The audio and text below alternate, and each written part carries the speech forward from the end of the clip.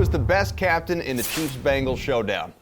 Oh, it's an honor to go first. My favorite showdown strategy is putting T. Higgins in the captain's chair. If you do that, there's a path to get both quarterbacks in your lineup. The strategy does force you to use C.J. Uzomah, the tight end on the Cincinnati Bengals, but that's not a terrible thing.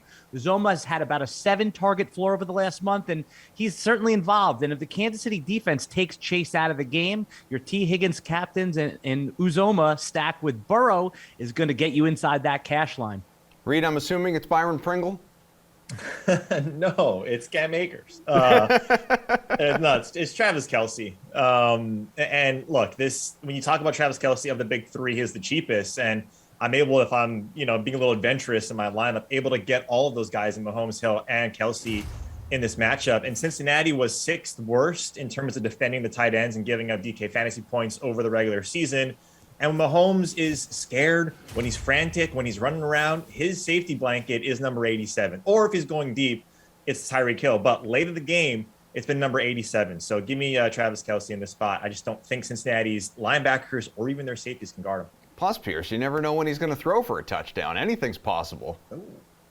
What's possible is that Alan and I agree. Make it 2 for T. I like T. Higgins in this game. Gabe Davis looked like a fluke play last week with 200 yards and 4 touchdowns. But there was a reason. Kansas City was focusing on Diggs, and they're going to focus on Chase this week, leaving the tertiary and secondary receivers for the Bengals wide open, especially in the red zone. That's where you really can benefit. I think Chase is still going to get the yards. As Steve Buchanan has mentioned on this show, Kansas City is going to run the man-to-man defense. They'll probably bring a safety over to help with coverage.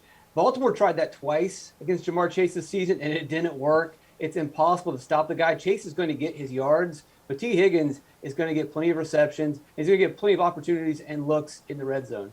We showed quite a bit of love on yesterday's shows to quarterback props for Mahomes and Burrow, one of the DraftKings Sportsbook specials, getting the two of them together and going for 600-plus passing yards. You can get that number at plus 150. It's exciting. How about a favorite prop for these two QBs here, Reid? I'm just going to stick with Mahomes. I'm just too worried about Burrow and his offensive line woes. I think really you're going to see it come to fruition again. Even if Kansas City doesn't have as good of a pass rush as Tennessee, I still think that they get to the quarterback fairly often because Spagnuolo does dial up about the 8th or 10th most blitzes in the NFL. So I'm going over 29.5 rushing yards for Mahomes at minus 115. He's 7th, on this list in odds of hitting the rushing prop of all players, right, in terms of getting the most rushing yards. And he had the most rushing yards. Julian mentioned it yesterday on yesterday's show of any player in last week's games. In his 8 playoff games prior to last week, he's averaged 36 rushing yards per game. So when the things get tough, and I mentioned that he probably goes to Travis Kelce, he also runs the ball in the playoffs quite a bit. So I like going to that as opposed to trying to predict that if these two guys have a repeat of the regular season game, or if Kansas City just has a repeat of what they did against the Bills. I just have this as a lower type of game as opposed to what it was last week. Pearce, Burrow's passing line is 285.5. You joked yesterday he might throw for 700 yards in this game. That's an easy over for you, I assume? Yeah, you can take that. You can take both the overs. But my favorite, or at least on this show, our favorite prop pick is to take the pick prop. We always play the interceptions. We played the interception pick with Mahomes earlier this season. He's thrown 13 this year. It's a fun bet to make because it's always live. You might hit early, and so you're cashing early, or you have until the last play of the game in some cases to get this to come through. As Reid mentioned, Cincinnati has a pretty good pass rush. You put pressure on Mahomes, he can make some mistakes. Last week, Cincinnati had 3 interceptions, an interception against Las Vegas, which happened on the last play of the game, which can happen when a team is trailing and trying to pass the ball around at the end. So it's plus 100. I don't think it's that crazy. I like this better than taking the overs. Alan, what do you like for the QBs? Rooting for an interception, that's like rooting for the bad guys in the movies. I like your style, Pearce. I like the Mahomes over 292.5 passing yards. Mahomes and the Chiefs look like they're fully back to being those Chiefs from the last 3 years. The last 2 games, Mahomes went for 378 yards. Yes, I know that was overtime. And the game before that, 400 plus against the Steelers. The books are begging you to take the over with this number, and sometimes you can't overthink it. Just click the button. All right, let's move on then, and Pearce, will go right back to you here. What we're looking for is a prop that you believe one of the running backs are going to hit. Chiefs have been using Clyde Edwards-Helaire and Jerick McKinnon pretty effectively this postseason. Is it one of those guys, or are you going the other side? Well, I would like to look at some of these Kansas City guys, but they're not on the board yet. They don't seem to know who's going to get the rushes. So you go to the obvious play that's on the board, which would be Joe Mixon over his receiving prop of 28.5. His rushing prop is at 15 rushes, which tells us they're not expecting him to run the ball very often. He's obviously going to be on the field the entire game, so he'll probably get the ball through the air. Kansas City 29th in terms of fantasy points allowed to receiving running backs. They've allowed the 4th most receptions to receiving running backs, the 3rd most yards to receiving running backs. This number seemed a little too low for Joe Mixon in a game that we expect to be a shootout. Alan, what do you think?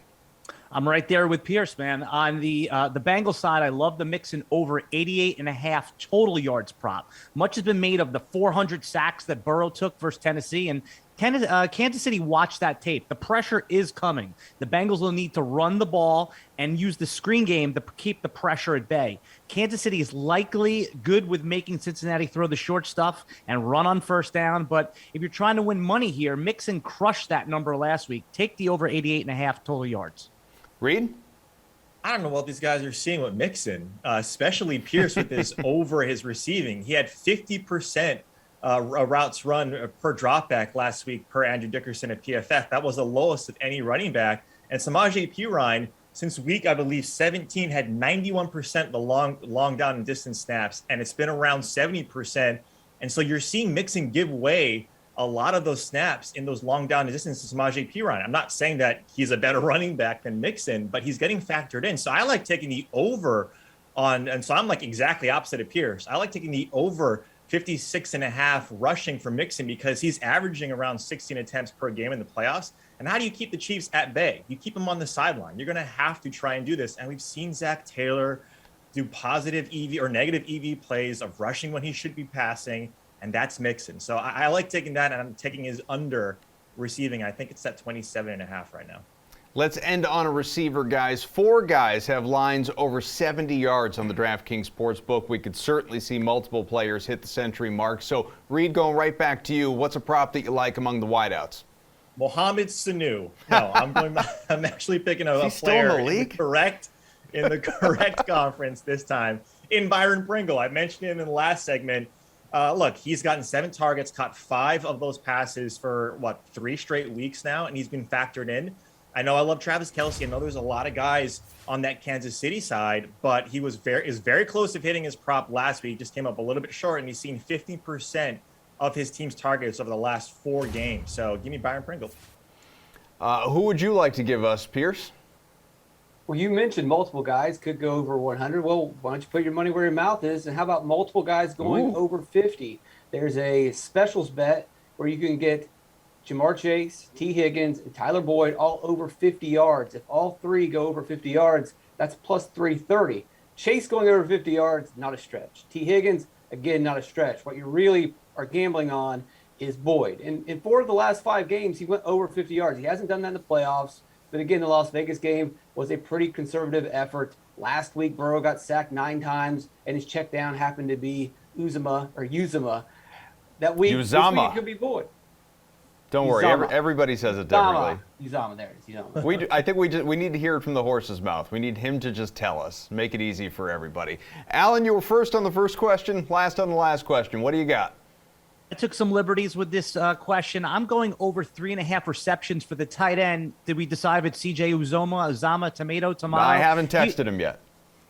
He has a target floor of around 7, as I said earlier, in the last 5 meaningful games the Bengals have played. The defenses will be hyper-focused on the 2 alpha wide receivers and keeping tabs on Mixon. Uzoma will likely be left to soft coverage in the middle and in that short seam. Burrow trusts him. So when things break down, as we've seen in the past, that soft with Cincinnati line, this prop has some risk because it is CJ Uzoma. But if you like betting trends, this is a good one.